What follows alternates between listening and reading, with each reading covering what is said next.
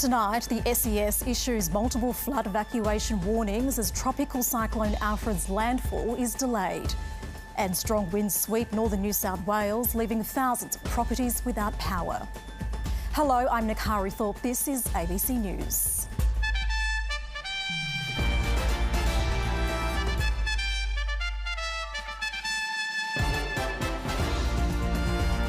The US President issues a final warning to Hamas to release all hostages from Gaza. And the French President plans talks with EU leaders ahead of a special defence summit in Brussels.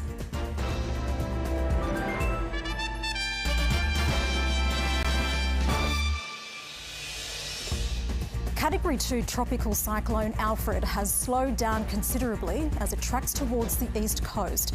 The SES have issued the first flood evacuation orders across the northern rivers.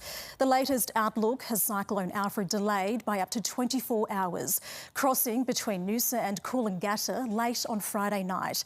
10,000 homes and businesses in northern New South Wales are now without power. Several schools, supermarkets and airports across both states have closed. Multiple evacuation centres are open. Tonight we have reporters in the impact zone and at the State Emergency Operations Centre.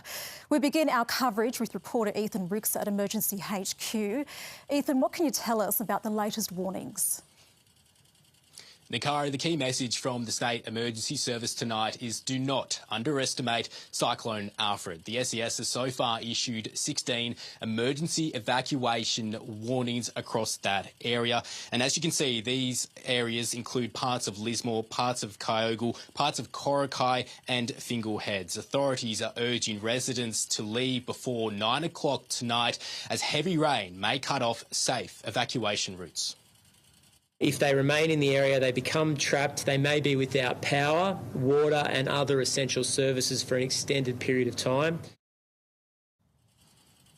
There are multiple evacuation centres across the areas which can be found on the SES and your local council website. Authorities are encouraging people to keep up to date with the latest on the Hazards Near Me app. Nakari? OK, Ethan Ricks at Emergency HQ. Thank you. With Cyclone Alfred's arrival delayed by up to 24 hours, severe weather is now expected to linger well into the weekend. ABC meteorologist Tom Saunders explains. Alfred's slow and erratic path has major implications. It shifted the intensity and duration of the impacts, including an extended period of flooding rain, which should persist for at least another 48 hours. The late arrival is partly explained by an irregular path on Wednesday. The steady track west was interrupted by a 12-hour loop. The movement west recommenced today and the eye is currently around 200 kilometres offshore.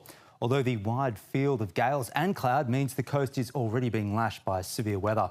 The latest modelling shows Alfred crossing the coast around midnight tomorrow. However, the destructive core will start to impact the coast on Friday, remembering it's the southern side of the system which is the most dangerous. Coastal erosion will continue, the largest waves from Coffs Harbour to Cape Morton.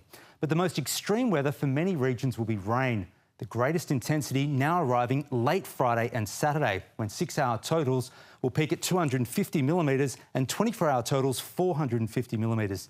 This represents life-threatening totals and is certain to cause severe flash and river flooding. Friday's rain should be the heaviest from the Gold Coast to about Port Macquarie in the moist easterly winds to Alfred South. Following landfall on Saturday, winds and surf should start to ease. However, rain will still be increasing in many areas this weekend, even well after Alfred is downgraded to a tropical low. 24-hour totals on both Saturday and Sunday will again peak near 400 millimetres, further exacerbating river levels over already flooded catchments. Well, many residents on the New South Wales North Coast have been preparing to leave long before the evacuation orders were issued. As the cyclone barrels towards the New South Wales North Coast, authorities have already been kept busy. Alfred isn't here yet, but is already causing havoc. Water police search rough seas off Tweed Heads for a missing jet skier before finding out it was a false alarm. Tonight it's feared there could be more rescue missions to come. The weather is deteriorating rapidly for us. Whilst it may look like the rivers aren't flooding, there is high concern that they will start to flood overnight. The SES urging residents in parts of northern New South Wales to get out before 9 o'clock tonight. Some had already decided to leave. Patricia McDonald was trapped in floodwaters 3 years ago. We were up to our neck in water and had to be rescued by one of the tinnies. The Lismore woman and her grandson this afternoon got ready to make a quick exit. I've got all my stuff packed in my car pretty much. A delay in the timing of the crossing of the cyclone across landfall does not mean less impact. In fact, it could mean even more rain. Alfred is behaving at the moment like a completely unwanted house guest. It's told us that it's going to be late, but linger even longer. Dorrigo in the northern tablelands has already received a drenching. I went out to check the rain gauge this morning and I had 226 mil in it, which is more rain than had been forecast for the whole event. These houses in Lismore have been vacant since the devastating floods of 2022, after being bought back by the state government. Today, the Premier confirmed a new round of support has been locked in for people in this region, after the federal government agreed to fast-track disaster assistance for 15 of the state's local government areas. Everyone hopes they won't need that help. I'm a little bit anxious, a bit apprehensive, because you just don't know exactly what to expect. We do know the cyclone is coming, but not how hard it will hit. Fiona Willan, ABC News. Well, damaging winds and heavy rain are already being felt across the state's north. Sean Tarrant-Goodwin is at Ballina, where residents are preparing to evacuate. Sean, what are the conditions like there? Well, the winds are already very strong here at Ballina. There are warnings this evening of wind gusts of over 130 kilometres an hour. In Ballina here, that's already starting to bring down power lines, and that's happening in communities right along the north coast. 10,000 homes are without power between Tweed Heads and Bulladila. In Ballina here, this is one of the communities that's been issued with an order to prepare to evacuate, and that covers all of the CBD, which is flanked by the Richmond River. Authorities are concerned that the amount of water that will be flowing out of that system out to sea could be met with a storm surge, pushing more water inland, leaving communities like Ballina trapped in the middle. The State Emergency Service has set up evacuation centres, and it's urging people to consider relocating and not waiting around to find out what the impact will be. OK, Sean Tarrant-Goodwin in Ballina, thank you. Well, Cyclone Alfred has slowed its pace but not its punch. Its force is already well and truly being felt, with huge waves pummelling the Gold Coast. Brisbane's streets were eerily quiet today as residents prepared for Alfred's arrival. The Category 2 system may have slowed, but Cyclone Alfred is not losing its punch. Surging surf on the Gold Coast, wiping out anyone reckless enough to put themselves or their cars in their path. Record-breaking waves have already been clocked, one over 12 metres high. No way! The already slow-moving system doubled back momentarily last night, delaying its arrival. What we've seen overnight in terms of the erratic movement of the system reiterates the fact that this is an evolving situation. It's now forecast to cross Queensland's coast as late as Saturday morning. Coastal islands like Stradbroke and Moreton will be hit first, and they're already feeling Alfred's long reach. The wind has intensified. We've had gusts over the last sort of 24 hours, but now it feels really constant. Brisbane was calm this morning, with plenty of people making the most of the unexpected fine weather. Well, I did my last walk yesterday thinking this was not going to be available, so it was a surprise this morning when you saw blue sky. Feels like Christmas. There's not many people on the roads, but the weather's perfect, so... The CBD was a ghost town, as many followed the advice to stay home. It just seems to be taking so long to get here. All you're hearing is Alfred, Alfred, Alfred. It's kind of like COVID, and you just kind of want it to move on and we can deal with it. Airports made the call to close. The last flights in or out this afternoon, ahead of expected strong winds and intense rain. This is significant rainfall that won't only cause flash flooding in the areas that, of the most impacted areas, but prolonged riverine flooding and it's important that we are now preparing. On the shores of Moreton Bay, hundreds of homes are at serious risk of inundation. This place, when it gets heavy rain, it's come in before, so we're expecting it to be even worse. We are going to cop it. It's just a matter of how bad. The wind is really starting to pick up now at Brisbane's Moreton Bay, and if we swing around here, you can see that just 30 metres from this shoreline is a facility housing this community's most vulnerable.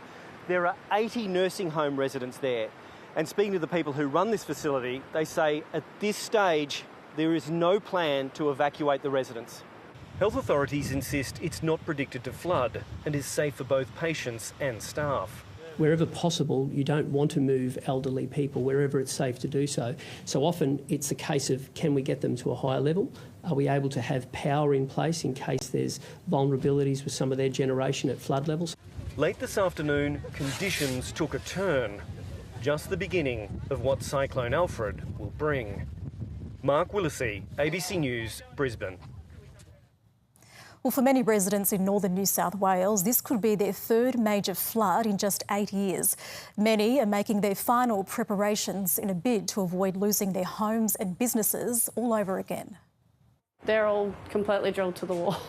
Murwillumbah resident Sarah Robertson is used to preparing for disaster. Building everything in, that's the trick, because anything that's light enough to float, it will. Mud still clings to the ceiling of her garage 3 years after flood waters swept through her property. You can still see the mud on the floorboards. She spent the day moving her valuables into this nearby motel. This is, I think, our fifth or sixth flood evacuation visit. But knowing what to expect hasn't made it any easier. Our children have only known floods.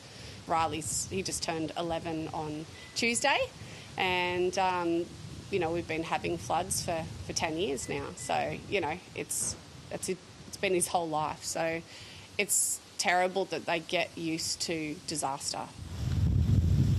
Cane farmer Robert Quirk is all too aware of the damage Mother Nature can cause. You can probably see the water starting to pour into the funnel. Heavy flooding in 2022 nearly ruined his crops. Well over $100,000. We were lost income. Oh, it's not good. There's some people who really struggle to come out of this. As flood warnings came through, many fled to higher ground. Tubbulgum's centre virtually a ghost town as residents hunkered down. It's been a slow burn. We've had many days warning and we don't know how high the river's going to go. The Northern Rivers is known for its resilience, but as it prepares for its third potential major flood in just 8 years, some are questioning the future of building in the region altogether. Because we're concerned that you can't put other people at risk, or you can't keep filling up the floodplain because it's cheap to develop and easy. A sleepless night ahead for a region that's been through it all before. Victoria Pingilly, ABC News, Murwillumbah. Well, Cyclone Alfred is upending the Prime Minister's election plans. Anthony Albanese hasn't ruled out calling the poll this weekend, but insists his focus is solely on the cyclone and its aftermath. Here's National Affairs correspondent Jane Norman. From Queensland, please be prepared, please stay informed, to Canberra. We're now anticipating a later crossing. The Prime Minister's putting his disaster credentials on show. We are there to support you. We have your back. The states are responsible for responding to natural disasters, but Anthony Albanese is all too aware of the fierce backlash federal governments can cop for being too slow to act. With an election looming, this disaster has an added political dimension. There are no political parties in this process and there are no borders. Council recovery funds have been approved even before the cyclones made landfall. Hundreds of thousands of sandbags have been delivered and choppers pre-positioned, while dozens of defence personnel are going door to door to identify at-risk people. The Australian Defence Force will be there and every capability that we can bring to bear. The Prime Minister has cancelled a trip to Perth this weekend where he was planning to celebrate a likely Labor win in the state election before calling the federal election for April 12. It's long been his preferred date, but he has to call it by Monday. If he misses that window, he could be forced to hand down a budget and go to the polls in May. With the cyclone heading towards his own Brisbane electorate, Peter Dutton has argued now's not the time to call it. I think it's really the occasion for the Prime Minister to be governing, not campaigning. But those comments have raised eyebrows because the night before, he was nowhere near Brisbane. As revealed in the Australian Financial Review, the opposition leader had flown to Sydney for an event, followed by a political fundraiser at the harbourside mansion of billionaire Justin Hems. That'd be disappointing if it's true. I'm not sure if it is. I think that's for Peter Dutton to explain. Privately, some Liberals think so too. Jane Norman, ABC News, Canberra. If you're in an affected area and need local advice or emergency information, tune in to your local ABC radio station or visit the ABC Emergency website. You can find your local frequency at abc.net.au/emergency or listen via the ABC Listen app. That website also has plenty of useful information about how to prepare for natural disasters. Well, more on the cyclone coming up on 7:30 when Sarah Ferguson interviews the Defence Minister Richard Marles. Plus, hear the pitch from party leaders ahead of the WA election. Only WA Labor will provide that experience and tested leadership. We've got a government that's lost control. Premier Roger Cook has illustrated he is completely out of his depth. Authorities are searching for a man who allegedly broke into 6 homes at Marylands in Sydney's west this morning. The resident of one home recorded this footage in the moments following a brief struggle. At another home, the suspect allegedly entered the bed of a woman in her 80s and threatened her with a knife. Police say at a third home, he sexually touched another woman in her 80s. They're being supported by their family and by police at this stage, and we're still gathering evidence from those people as we progress the investigation. A driver who took part in an impromptu street race in Sydney's south before a horrific crash that killed 2 children has been sentenced to more than 11 years in prison.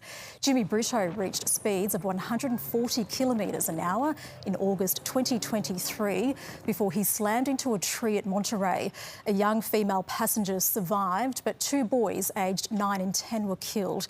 The judge said Brito abandoned his responsibilities as a driver, handing him a non-parole period of 8 years. The US president has warned Hamas of hell to pay if it doesn't release all remaining hostages in Gaza. It came after the White House revealed it had dispatched an envoy for talks with the Palestinian militant group. In doing so, the US has broken a decades-old policy of not negotiating with groups that it brands as terrorist organisations. A new military chief with the same message for the nation.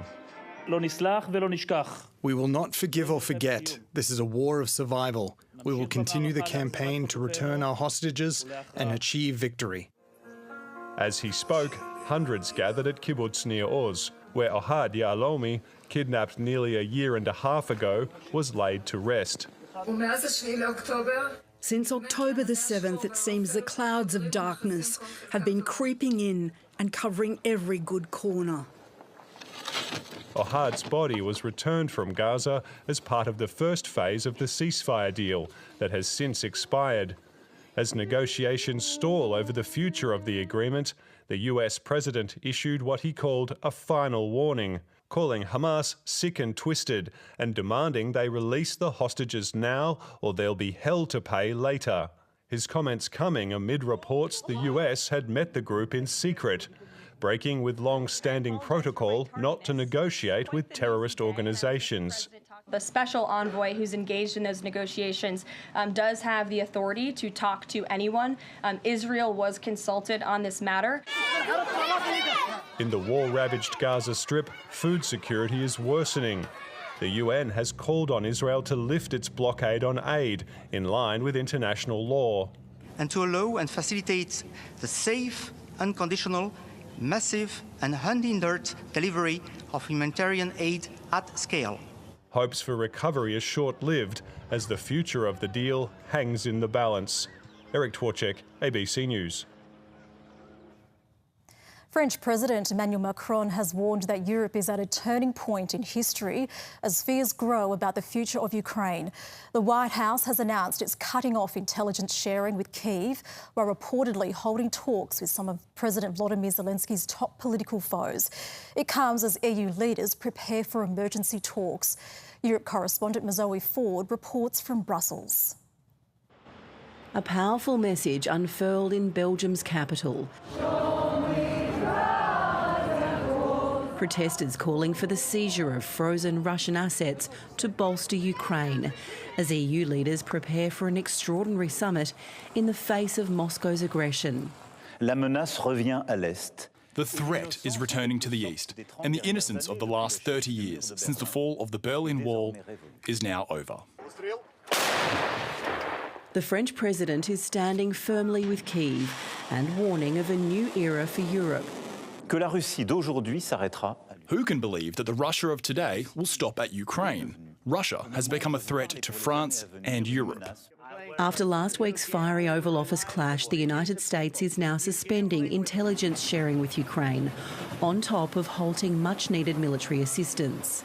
We have taken a step back and are pausing and reviewing all aspects of this relationship. But with negotiations on a minerals deal and a potential peace agreement seemingly moving forward, the Ukrainian president is optimistic. Everyone can see how quickly diplomatic events are unfolding. When EU leaders meet here in Brussels, they'll try to work out how to quickly ramp up defence spending to support Ukraine and protect the continent. But not all 27 members are likely to agree. Hungary's Prime Minister Viktor Orban is pro-Trump and friendly with Russia and may refuse to sign a joint declaration backing Kyiv. He wants direct talks with Moscow. All as Russian missile attacks continue on civilians in Ukrainian cities. And funerals are held for soldiers killed on the front line. Another hero honoured as his country fights to survive. Zoe Ford, ABC News.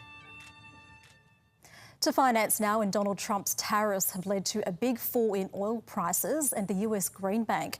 And it was another bad day for the share market, which has now wiped out all its gains since the start of the year. Here's David Chow. Well, today was one of those rare days where the Aussie dollar actually did well. It's buying almost 63.5 US cents after rising by more than 1%. Now, it's not exactly because our economy has been exceptional lately, but because the US dollar has been tumbling. In fact, the greenback has wiped out all the gains it made since Donald Trump's first day in office and his election victory back in November. So the reality might be starting to sink in, which is that American consumers will actually be worse off, as trade wars will make things more expensive for them. And that's despite Donald Trump's claims that tariff is a beautiful word and a tax against other countries, which it actually isn't. And our friends in the US are certainly worried, judging from the surge in the number of people Googling the word recession, which may partly explain why the US president backtracked slightly on his trade war. He's now offering car makers like Ford and General Motors a 1-month exemption on the 25% tariff that is slapped on Mexico and Canada. So markets breathed a sigh of relief, with shares in the US and Asia recovering from their recent sell-offs. But no such luck here, as the All Ords is down 0.4%, while the ASX 200 did a little bit worse with its 0.6% fall. But when you zoom out, things look a little bit more grim. As you can see, the ASX has fallen quite sharply from its recent record high, and is even lower now than where it started the year.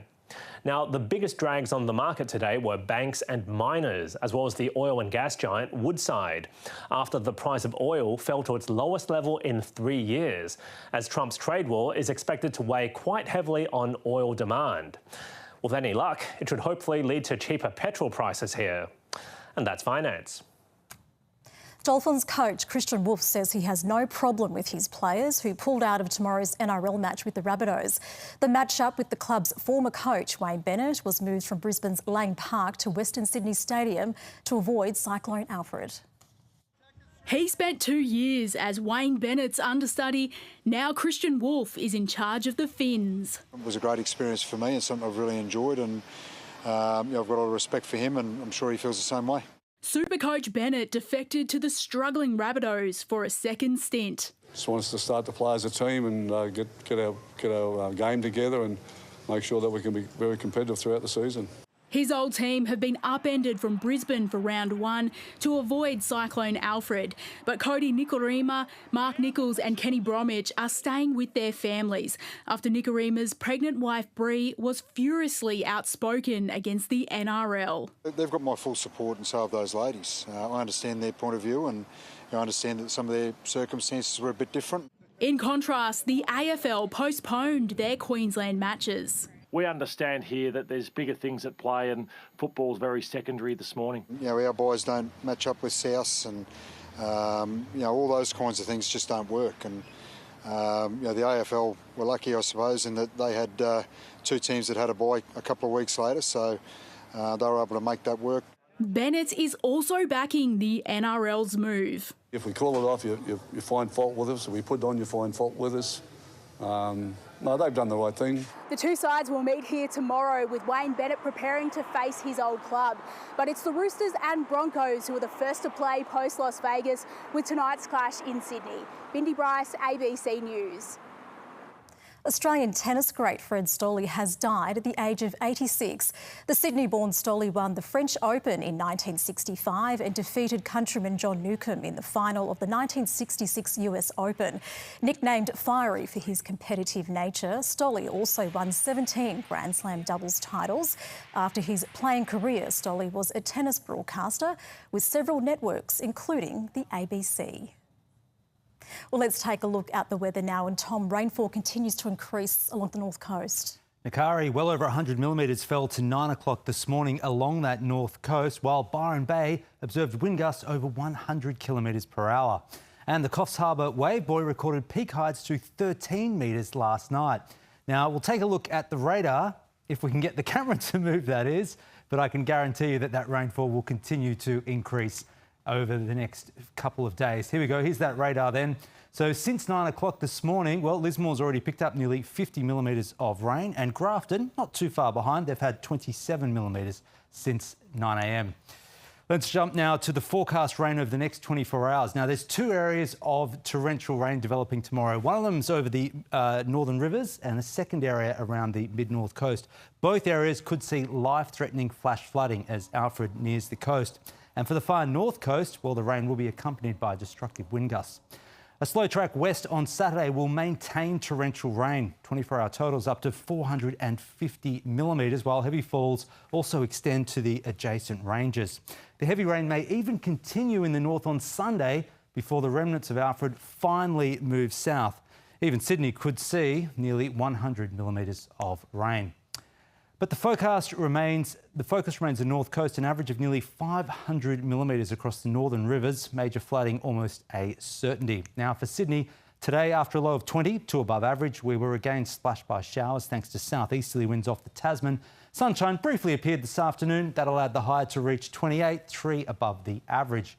Overnight minimums were up to 7 above average across the state's north. It was over 20 in many areas, while the maximums today were up to 7 above over the west, 35 in Albury. On the satellite, we can clearly make out the clockwise circulation around the centre of Cyclone Alfred as it edges its way towards the coast. On the chart tomorrow, all eyes on Alfred as he nears the southern Queensland coast, but heavy rain extending down our coastline. Around the capitals tomorrow, cyclonic conditions possible in Brisbane, and it's warm and dry across the south. For the northeast, flooding rain and destructive winds on the northern coast. Heavy rain and damaging winds for the rest of the northeast, although grading to just showers across the Hunter and the western ranges. For the southeast, there's a high chance of showers for the coast and eastern ranges, only a slight chance of showers in the west. Further inland then, showers are likely on the northern slopes, sunny and very warm elsewhere, highs in the low to mid-30s. On the waters, rare storm force winds for the north coast, where the seas and swells will exceed 6 metres. For Sydney, partly cloudy, high chance of showers, but only a few millimetres. Southeasterly winds to 30 kilometres per hour, 21 to 27 for the city, tops of 24 for the coast, highs of 26 to 27 in the west. The sun will rise at 6:47 and ahead. Slightly heavier showers are possible for Sydney on Saturday, 26 degrees. Now, Sunday's weather depends on Alfred, 27 with rain. Could become heavy later, and by Monday morning, 50 to 80 millimetres could fall across the city, with showers slowly easing early next week. Nakari. Thanks, Tom. Well, that's all from ABC News for now. You can stay across the latest both on our website and on the ABC News app. Sarah Ferguson is up next with 7:30.